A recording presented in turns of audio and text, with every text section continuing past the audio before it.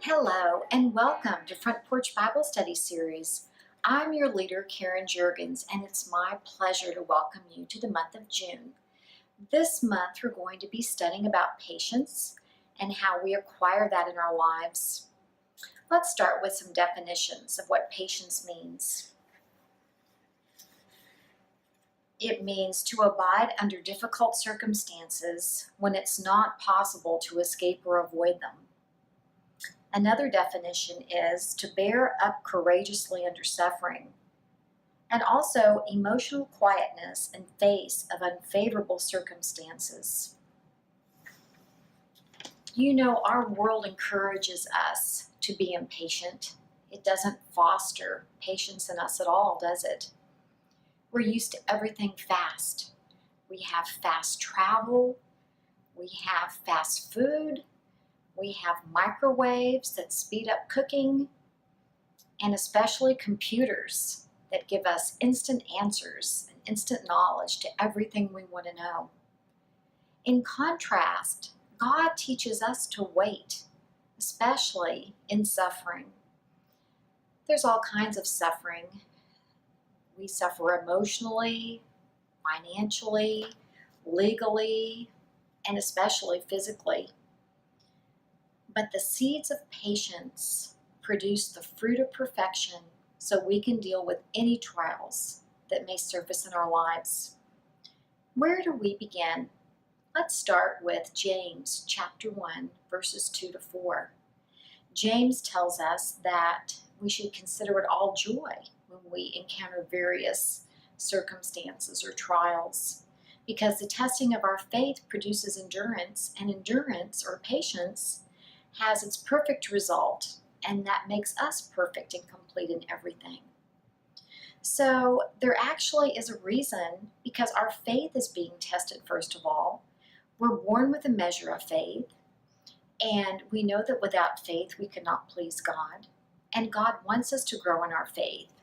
So how does He do that? How does He accomplish growth in our faith so we can mature as Christians? Well, He brings trials which produce suffering in our lives, and that in turn causes us to grow patience. The key of patience is what's going to get us through any trial or any unbearable circumstance in our lives. So this is what we want to develop this month. We're going to be looking at examples and seeing how God developed patience in their lives. We're going to especially look at Job, who is probably the best example of anyone on the earth in the Old Testament who was a righteous man who suffered unjustly, but was greatly blessed in the end. We're also going to look at some prophets, specifically Jeremiah, and see how God worked in his life to develop patience during the trials and tribulations he endured. If we look at Habakkuk cried out to God and asked God how he could look upon the violence that was coming upon the land and the evil people who were destroying the righteous ones, how God could look on that and allow it. And he was mourning and crying out to God for answers.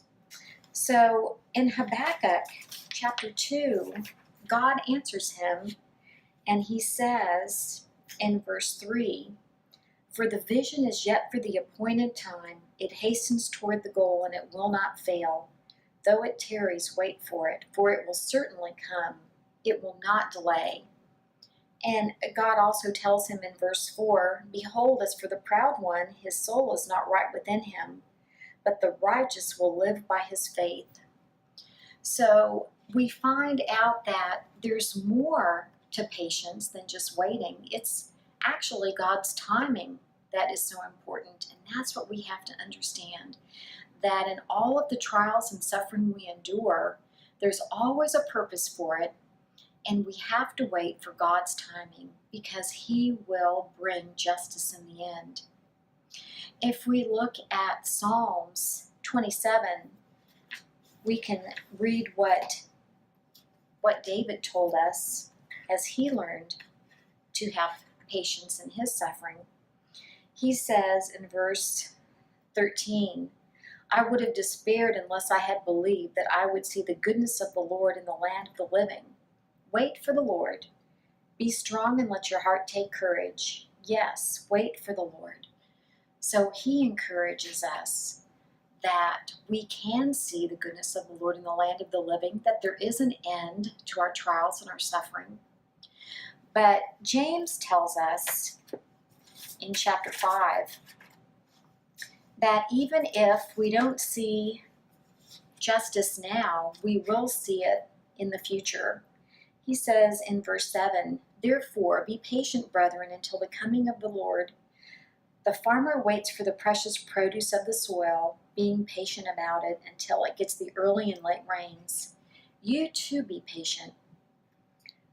Strengthen your hearts, for the coming of the Lord is near." So we will see the end of our trials and the end of our suffering. God will, in the end, bring justice to our lives. Are you in the midst of trials today? Do you need patience? Let's plant seeds that will give us God's strength to endure the noonday heat of trials. I hope you'll join me this month on the front porch as we learn how to grow in God's patience. I'll see you there.